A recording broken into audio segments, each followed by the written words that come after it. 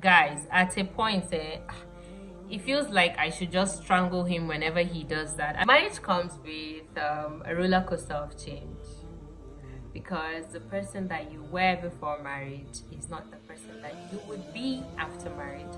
It's not a one-way thing. I see a lot of girls coming online to say that before they got married to this man, he was this, that, and then now that they are married, he is not this, that. But have you sat down to reason that, how about me? Am I the same me that he was married to? If this is what you'd be interested in, please stay tuned.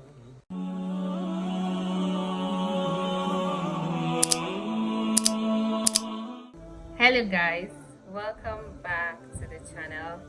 Welcome to today's video.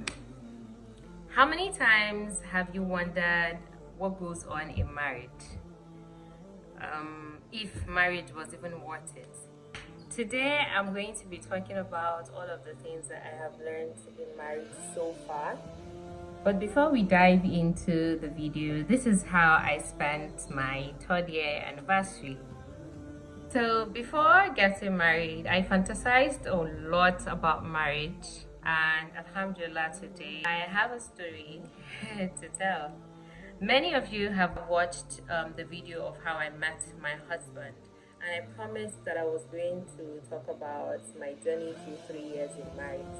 And today, alhamdulillah, we're talking about my 3 years in marriage, and if marriage was worth it, if the 3 years spent in marriage was worth it. And in this video, I'm just going to be telling you guys few things that I learned in marriage, or few things that I discovered after the wedding ceremony. Marriage is not, or it's definitely not, daily dates or bed of roses. It is not the way that the movies and the social media make it seem. It's equally not the way that our parents made it look like. You get, it isn't as glamorous as the media make it sound, or our parents makes it seem. It is in fact mundane. Like, that's the reason why I would recommend you get married to your friend, you get married to your person, so that when the journey gets tough, you know, you can turn around, look at the person and be like, well, we're not so bad after all. In marriage, you both are the same team. This is something that I learned the hard way. I am still actually trying to wrap my head around being on the same team with somebody that I argue with, or somebody that has a totally different opinion than me. Like, I find it really hard. I am still struggling with that part. But one thing that you learn in marriage is both of you are, you know, in the same team. It's not a competition. It's not,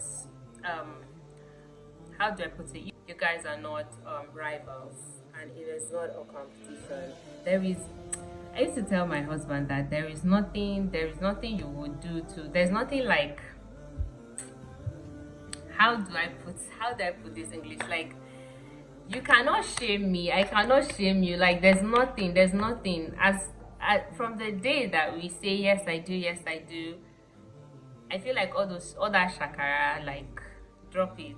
There's nothing else. Like, we don't see each other finish. There's nothing else. Let me tell you guys a little story about my first year of marriage. Yeah, while I was dating this guy, he was the sweetest. He is still the sweetest, but there were some certain things that were normal and easy while we were dating.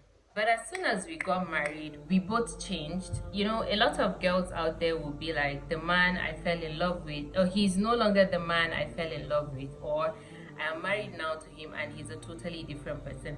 And this is one thing I want to tell you: the man that you fell in love with and dated is going to be a totally different person, whilst both of you happen to be living in under the same roof in the same house. Life is easier when you're just dating. You guys just see for moments in a day, or probably talk for a few minutes or hours in a day. You guys don't spend 24/7 together, so you can't really tell who the person is except for what the person wants you to see or know. So my first year of marriage was very tough.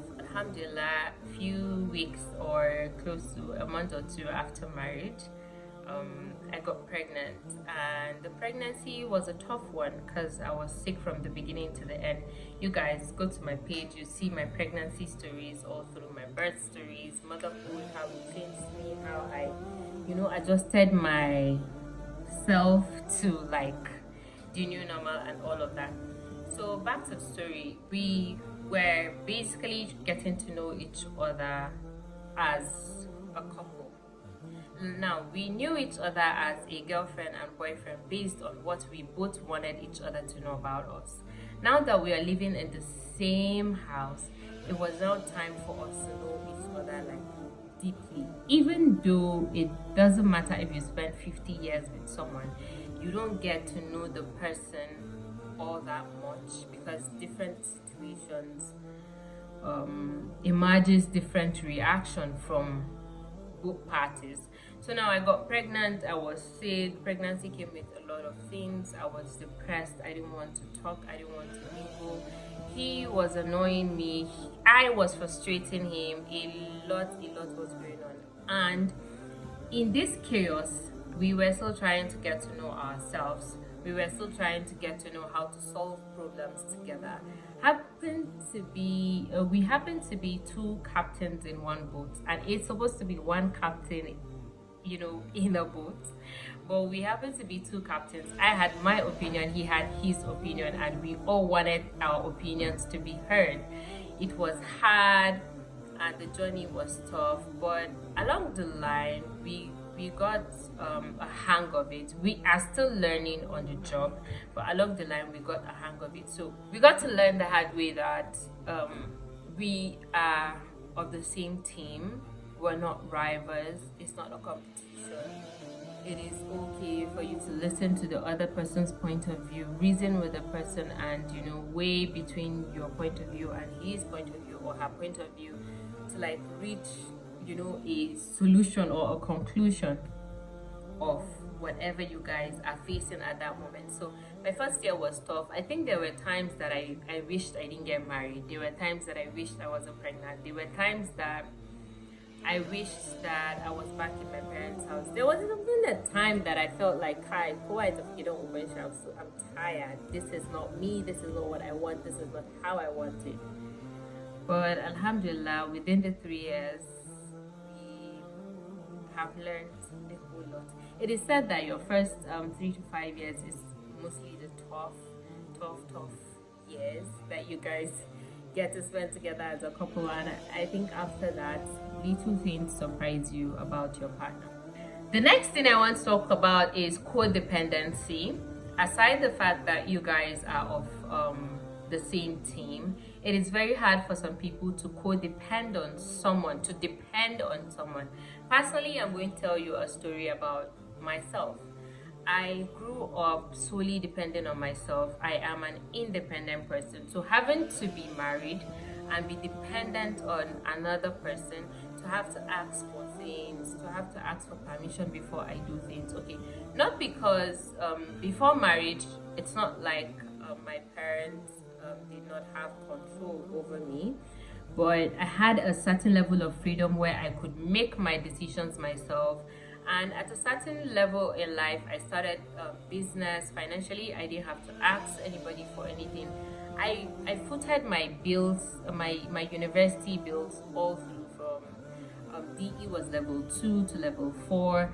I took care of myself, took care of my parents, took care of my junior ones, because I was working and running a business at the same time, and I was earning a lot. And then back then, now money had a lot of value. So I felt I was independent, and I felt like I was a boss of myself. So I happened to be married, and then I have to depend on someone. It was really hard. I find it really hard to depend solely on someone. My fear of financial freedom. I want to be financially free enough that when I ask for something and you can't afford it, I would use my money to buy it too, just to show you that I can afford it. What is money? How much is money? You understand? That's the reason why I think I delayed getting married because I would be dependent on you financially, and that scared me a whole lot. So, codependency is hard. You learn the hard way. So I learned to depend. I think it took me about 2 years to 3 years to like learn to depend on my husband solely. I am still learning. There are things that I still cannot ask for. I just feel like because we're living together and it's supposed to be your responsibility, you're supposed to know. But these men, sometimes you have to nudge them, you have to push them, you have to show them that this is how it is being done for them to do it. Another thing marriage taught me was boredom. There is boredom in marriage. Boredom, or let me say, trying to make sure that you keep the lights. Trying to make sure that you keep the lights. My kind of person is not the serious kind of person. I'm not interested in those people that see, oh, my wife, you have to do wifely duties, you have to act like a wife all the time. Or my husband, you have to do husbandly duties and you have to act like husband all the time. I am not that kind of person. I am really, really very playful. So I took my time to choose somebody who is as playful as me, so that life would be a lot less boring living with a person. So it's basically one of the ways that we get to keep the fire burning between both of us. We joke around a lot about a lot of things. I don't know, we share the same sense of humor basically. And I want to advise you guys that whenever you're getting married and you know the kind of person that you are, look for somebody that resonates that kind of energy with you. That would make marriage worthwhile. I say this a lot. Most of the times I don't feel like I'm married. I feel like, oh, I am with my boyfriend and we're just living life together, creating moments, memories and stuff like that. Another thing I want to talk about is choosing a partner. One thing that made me choose my husband was because I noticed that he is a kind and compassionate person.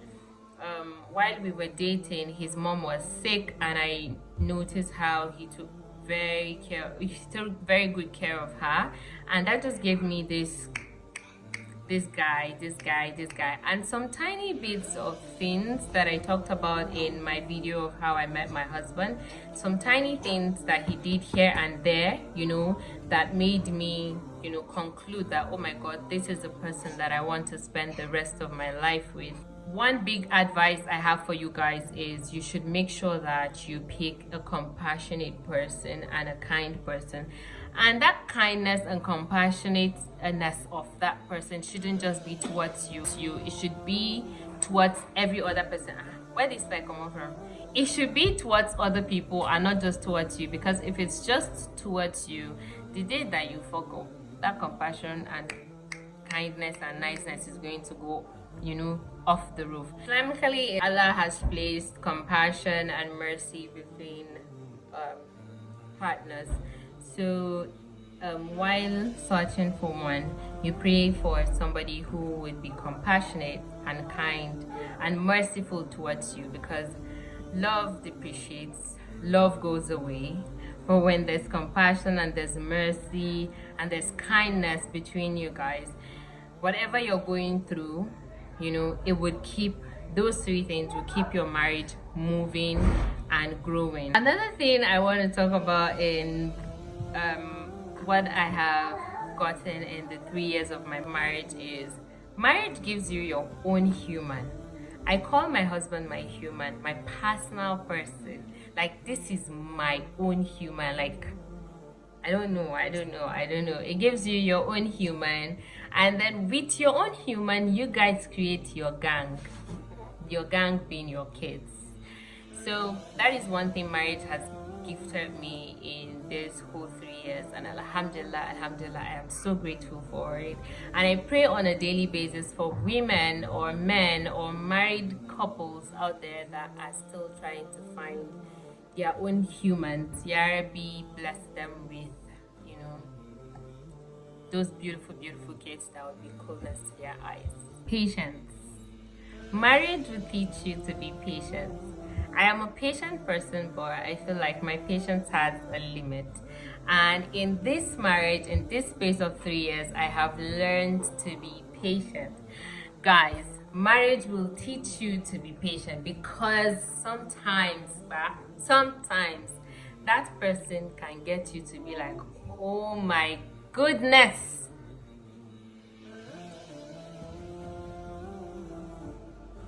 See, if you're married, you know. If you're married, you know.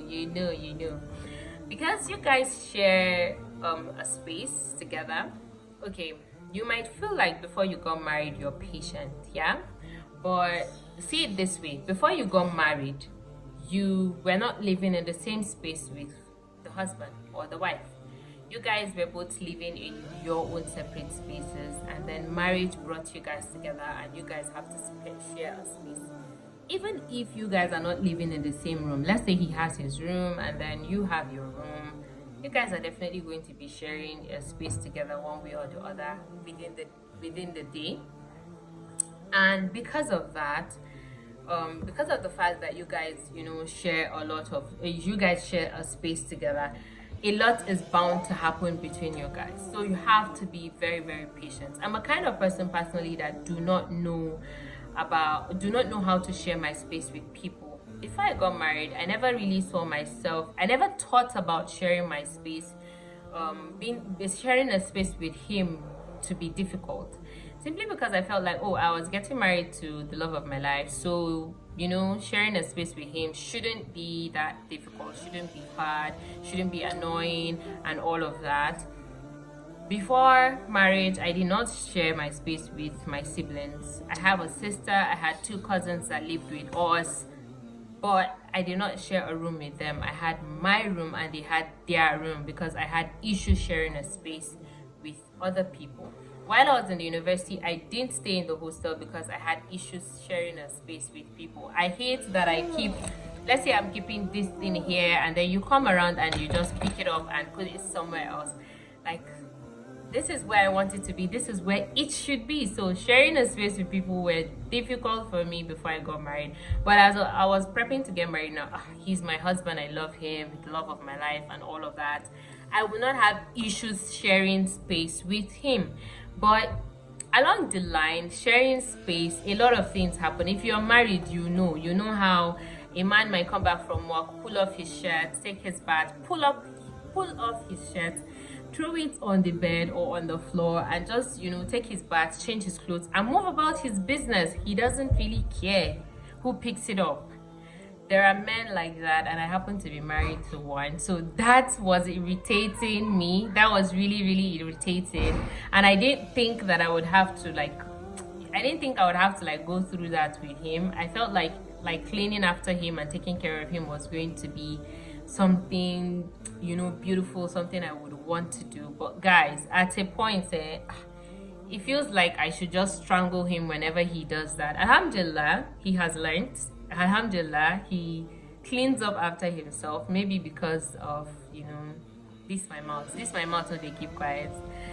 So I once had a conversation, because of this my mouth they keep quiet. I once had a conversation with a friend and I said, oh, Alhamdulillah for us being married to men that do not beat their wives, because I know that therefore don't break all the bones within my body, because I am not going to keep quiet. I am always going to express myself. And Alhamdulillah for the kind of person that he is. Your girl can talk, not a masipa. So marriage forces you to learn a lot of things, and one of the things that is patience. Before marriage, they used to tell us hapurini, and we just go, oh, already in a hapur, like I am already being patient with this person, so what else is there to be patient about? But you didn't know all this. Another thing I want to talk about again is it's not about you. Not everything that happens with your partner is about you. Even though both of you are doing life together now, there are times that there are parts of your lives or parts of your days that are not being done with each other. How do I put it? Your husband or your wife might go to work, your husband goes to work, and probably something happens either at work or on their way back or something. And then when your partner walks into the house, you are just automatically expecting that partner to be all happy because, well, yes, I'm supposed to be the love of their life. I learned this the hard way because in my own dictionary, I just feel like whatever is going on with you, don't transfer the aggression to me. I am not the reason why you're in that situation. So don't transfer the aggression. If you cannot share and we find a solution together, I feel like, okay, bottle it up, be sweet and nice towards me because I did not do that to you. But along the line, I learned that even though we wish that we want to be the source of happiness for our partners, the way and manner we or our partners react to certain things that happen in our lives are different. So don't just make it seem like it has to be your way or it has to be about you or invalidating the person's feelings. Give the person space no matter what. Let the person mope if they want to. And when they are ready to share and mingle, you guys can come back together. It doesn't mean they don't love you anymore. It doesn't mean they hate you. It doesn't mean you're the reason why they are in that situation. It just means that they need space to breathe. And living in the same space all the time, guys, yeah, you need space to breathe. Two different people coming together to live together and merge together to become these people that do things together. It's hard, guys. All of my life before marriage, I've always known, my way of doing things, my person, how I do things and the way I see things. Now I happen to be living with someone who is equally different, who only knows his way of doing things and seeing things, So it takes a lot for us. Like you have to stretch yourself to understand the other person both ways and reason with the person. So it's definitely tough. It's definitely tough living with someone you think you know, especially when you think you know the person. So far, 3 years into marriage, alhamdulillah. Alhamdulillah, all I can say for a fact is that I chose my person and I am doing life with a beautiful human, and I'm very sure he will say the same, even though he is not much of an expressive person. But I know deep down that he knows that even though he wasn't the one who chose me first, but he was glad that I chose him. Marriage comes with a roller coaster of change, because the person that you were before marriage is not the person that you would be after marriage. It's not a one-way thing. I see a lot of girls coming online to say that before they got married to this man, he was this, that, and then now that they are married, he is not this, that. But have you sat down to reason that, how about me? Am I the same me that he was married to? Definitely there would have been something that has changed from you, or there would have been something that you came in with that he didn't know you had, just like he came in with so many things that you didn't know he had. Living in the same space with somebody that you think you know and they are trying to know all over again is not easy. And a lot of us go into marriage with a lot of expectation, especially with the way that we have laid our bed before the marriage. He is sweet, he is kind, he is compassionate, he is calling you all the time and all of that. That was because he's trying to woo you, or you're trying to woo him equally. You're being nice, you watch your words before you actually say them out. I am that person. I was that person that used to watch my words while we were dating. Like, I don't want to get him angry and stuff like that. But when we got married, see finish enter, because we still remain. You guys are married. You've seen the in and out and all the corners of him, and he has seen all the corners of yours.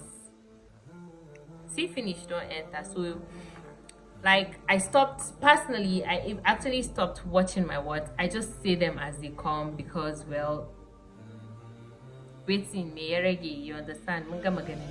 What? And it goes both ways, and that's what surprises me when girls come around to say that their husbands have changed. Babe, you self don't change. You yourself, you've changed. You're not the girl that he used to know while he was dating. Probably you used to be that shy girl. Give yourself 3 months to 6 months in that marriage. Shyness don't finish you. You go mess for him present. You go enter toilets in the bath. You dey poo poo and when they gist. Like it gets to that level. So you guys change. I feel like rather than coming online to cry or probably going home to cry or crying to friends, why not calm yourself down, study your environment again, and just start all over. Start to get to know him all over again, just like he should start to get to know you all over again. And mind you, knowing yourself as a couple, as a married couple, is totally different from knowing yourself as a parent. You have to get to know yourself as a couple, and then you move to getting to know yourself as a parent when you now have a child or when you're pregnant and expecting a child. And all those phases are not going to be easy. So going into marriage with expectation that it's supposed to be all bed of roses is wrong. I feel like it's better you go into marriage thinking or hoping for the best and not expecting anything extraordinary. So when extraordinary comes, you get excited, you get all jumpy, and when the rough part comes in, you equally know how to handle it. With this little point of mine, I hope that you guys have picked 1, 2, 3 things out of my 3 years of marriage. I would say that one thing for a fact that works well is patience, compassion, kindness, and be considerate towards your partner. Don't make everything about you, or don't make everything don't want everything to be the way that you want it. Both of you are of the same team. It is not a game of rivalry. It is not a game of rivalry. I learned that the hard way. I know it's just 3 years. It might not be a long time, and it might not be enough for me to have anything to offer, but this is my little experience, 3 years of marriage, and alhamdulillah, I love my life now. Thank you so much, guys, for watching my video. Don't forget to watch my ads. Don't forget to comment. You guys, I love it when you comment. Whenever I see your comments, I jump to go reply you guys. I will see you guys in my next video. Bye.